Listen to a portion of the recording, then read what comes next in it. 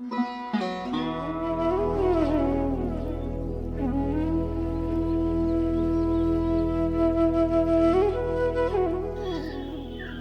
ভীষণ ভালোবাসতাম আমার মাকে, কখনো মুখ ফুটে বলিনি। টিফিনের পয়সা বাঁচিয়ে কখনো কখনো কিনে আনতাম কমলা লেবু।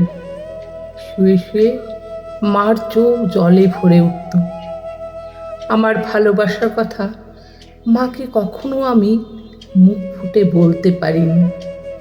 হে দেশ, হে আমার জননী, কেমন করে তোমাকে আমি বলি? যে মাটিতে ভর দিয়ে আমি উঠে দাঁড়িয়েছি, আমার দু হাতের 10 আঙ্গুলে তার স্মৃতি। আমি যা কিছু স্পর্শ করি সেখানে হে জননী তুমি। আমার হৃদয় বিনা তোমারই হাতে বাজে। হে জননী, আমরা ভয় পাইনি। যারা তোমার মাটিতে নিষ্ঠুর থাবা বাড়িয়েছে, আমরা তাদের ঘাড় ধরে সীমান্ত পার করে দেব।